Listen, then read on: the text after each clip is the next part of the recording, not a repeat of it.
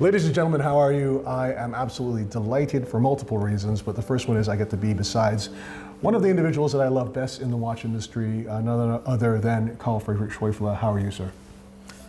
Very well, Waco. Thank you. Thank you for having me. And the second reason I'm overcome with joy is it is the moment that we are presenting our collaboration on our Steel 1860 watch with a untreated gold dial in 3N gold. But before we get into our watch, let me ask you a question. You know, when you created this watch 27 years ago, did you imagine that, you know, close to 30 years later, it would gain even more relevance than it had at the time when it was launched? You know, it was something I couldn't really dream of. I was too busy working on the development of the movement and the manufacture, and it was right at the beginning of a new adventure. Basically, I didn't really dream of creating a watch that would last in time and even become more relevant in time.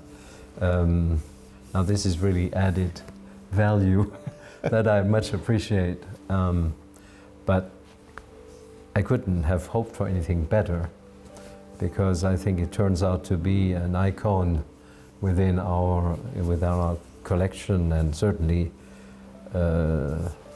within the L.U.C. collection today, and it gains so much relevance today because of it has the perfect size, it has a perfect sort of understatement, and young people are really going for it, which I think is really thrilling for us all here in the watch industry, that young people appreciate the mechanics of a watch like the 1860. I mean, I absolutely love how it's been adopted by the younger generation, and it's kind of for them an emblem of how they perceive horlogerie and how they would like it to be, right? It is kind of a masterpiece of understatement. Actually, I would go so far as to say I feel as if the watch really is an incredible embodiment of the man who created it yourself. And so let me start with this. It is, from a content perspective, profound, right? It is a watch that uses a movement which launched in 1996 to Calibre 1.96, was an absolute revelation, right? Here was a movement where, you know, this is during a period when no one was making in-house movements, that completely shook up the industry. First bidirectional micro-rotor movement, COSC-certified, and Poinçon de Genève, right?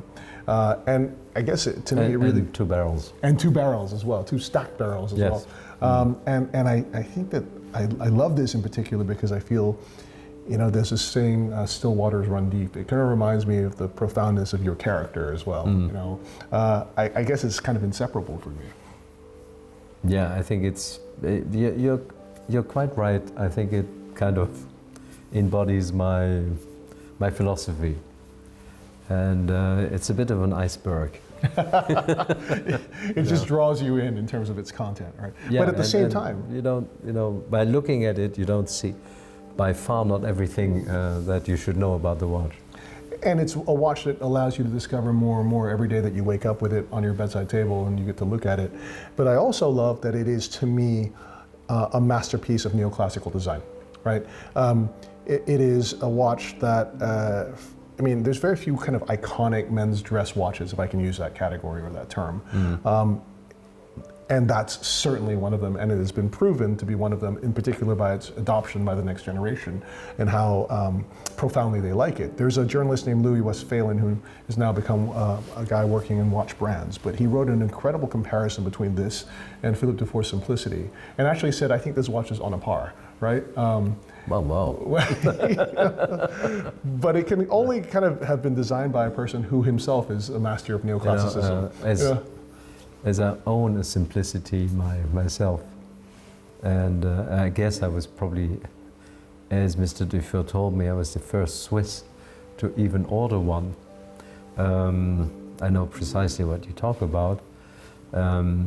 It's a watch, and most of all, a personality that I adore, and I'm proud to to know, and we visited a few times, including with my son, the atelier of Philippe. I think the comparison is of course a great honor. Certainly, but it has a real, I don't know, a rings of truth to it as well. I mean, this watch also has actually gained in cult collecting status over the years as well. And you have here a watch, one of the original ones. And I know that you just purchased this in auction and want to share it with us. And I know that you had to compete quite fiercely to achieve this watch because it was, you know, Oh, yes. quite sought after, if I can put it that way. You're quite right. Well, this is the white gold version at the time, with a copper dial. With this combination is quite difficult to find, and not only did I find the watch, but also its original box with the case back that was delivered with the watch at the time. Is those, for different reasons, I guess, went missing over time. So this is really That's lovely. a very recent purchase for our museum, and something that we were desperately missing. You don't have this example in We the don't, museum. no, Okay. we didn't. Right. You know. Now Yeah. you do. That's fantastic. Yes. I know you're too modest to say it, but these watches have absolutely skyrocketed in terms of secondary value. And even during a period where the watch market is being challenged, they continue to hold their value as well, which is a wonderful thing to see. Right. So maybe we can talk a little bit about our history of collaboration based on the 1860, because in fact it was this watch that motivated our very first collaboration back in 2018, where we did a small limited series of the revival of the 1860s. Yes. Tell me a little bit about what that watch meant to you. Well, I think I really appreciate the fact that you were the one to kind of launch the idea. So therefore, you obviously you had a vision that you shared with me, and it was the perfect timing to undertake this revival. So I'm really grateful for that, and I'm very happy that we embarked on a second piece together. Absolutely. I mean, I also would like to say a huge thank you to your wife, Christine, because do you remember there was a moment where we were deliberating about the size? Because back in 2018, yes. 36.5 mm, which was the original size of the watch, was still relatively small. It's like everyone wants this size today, but in the context of 2018, there was a question mark. And she said to us, she said, well, don't do anything else but the original size. Yes. And she was 100% correct. And I was tempted to do something slightly bigger, you know. And no, she was right. Yes. And I remember, like, over the course of our conversations about it, I did once ask you, Karl-Friedrich, do you think it could ever be possible to make a steel version of this watch? And your reply was, sir? My reply was very cautious, as always. Said we probably have to make a few more and to make it worthwhile. Sure. And we have to make sure that our tools can hold up to that. Luckily, we make our own tools for everything we make, including all the watch cases. So we have everything. We keep everything at our disposal, which is obviously an important difference. When you're so vertically integrated, there's no problem to pull out tools to make a watch case again, even 25 years later. That's amazing. But it was also a very special type of steel. So you have been a leader in ethical luxury. I remember when you launched the Alpine Eagle, and you have a version of that on your wrist with the high frequency, which is a wonderful watch. You decided to shift to recycled steel, which was as I recall, an industry first, right? Which ironically, recycled steel is much more costly than normal steel, but it also impacts the planet in a much smaller way. Tell me a bit about that and why that was important to you. Well, after we had worked our way up to ethical gold and introduced in 2018 the use of only ethical gold for all our gold watches and jewelry pieces, the next big thing was steel. And we were wondering how could we possibly make the difference in terms of steel, and obviously we're thinking about how to use recycled steel in a meaningful way and in a qualitative way. And here you should be speaking about upcycling rather than recycling, I think, because the steel we now use is more shiny, stronger in terms of resistant to wear and tear, and it is very sourced in Austria, not at the other end of the world. So when you look at this watch, it gives you a very good conscience,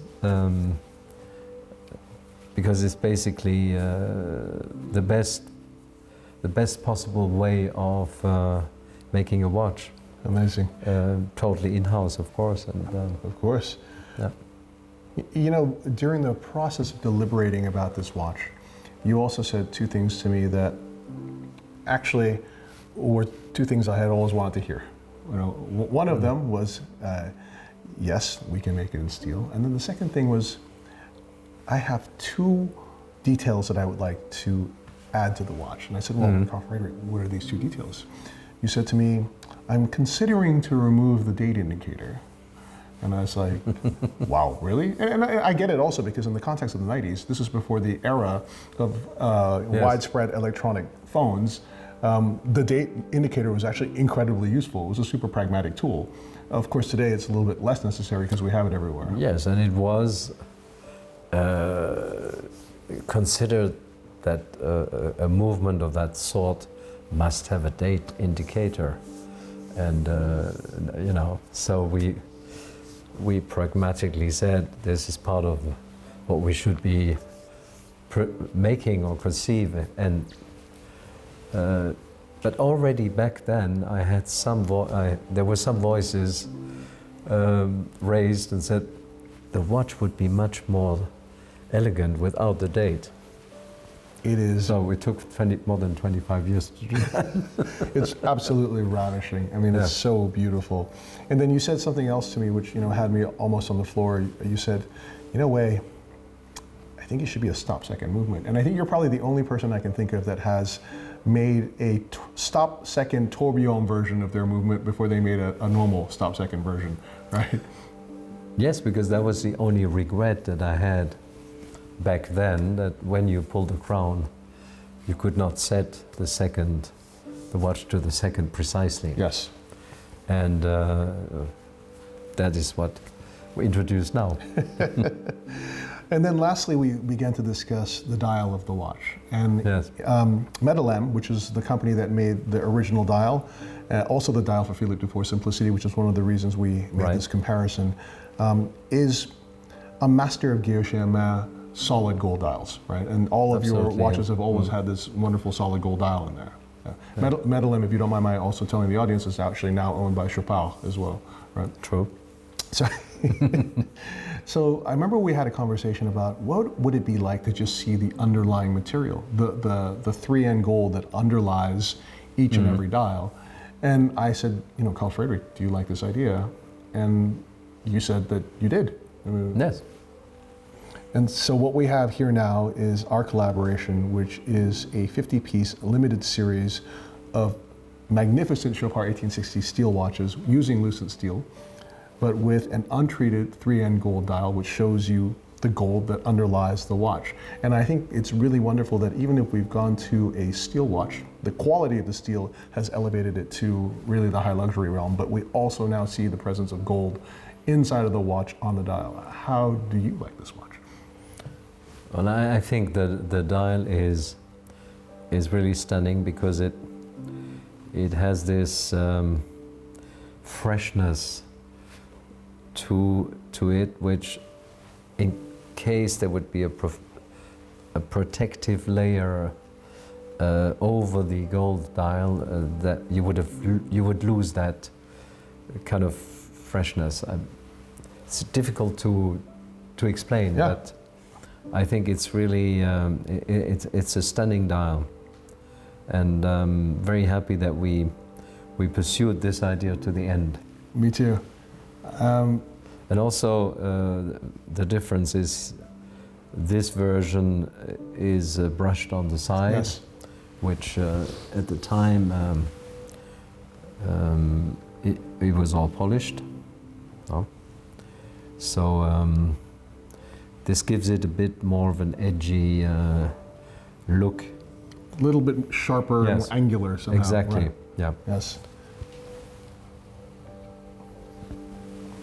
That is absolutely stunning.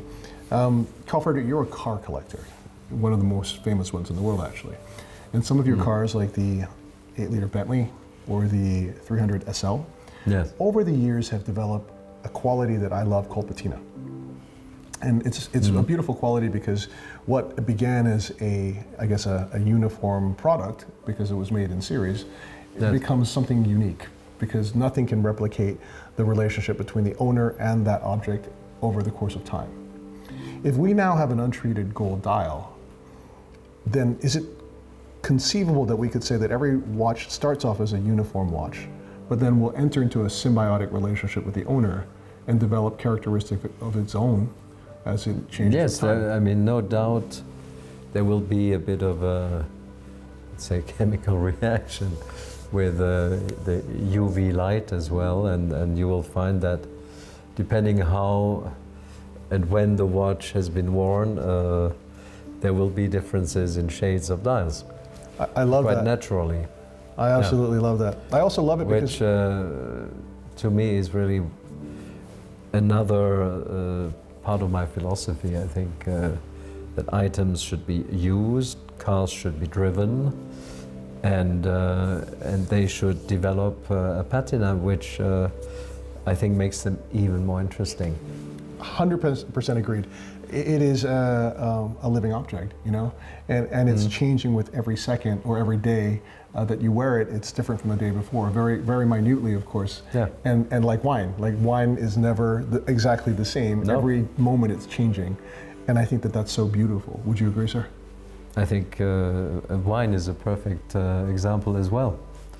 And you know, when we try the same vintage 4 months interval, or even in another place somewhere on this earth, it will not be the same wine, but we will still enjoy the taste. Karl-Friedrich, I want to thank you so much for this collaboration. It's one of the watches I'm most proud of. I'm proud of it because I think it's exquisite. I love the concept of a watch that ages with time, but I also like that it represents an incredible friendship and the honor of knowing you and calling you my friend. Thank you very much, sir. Thank you as well.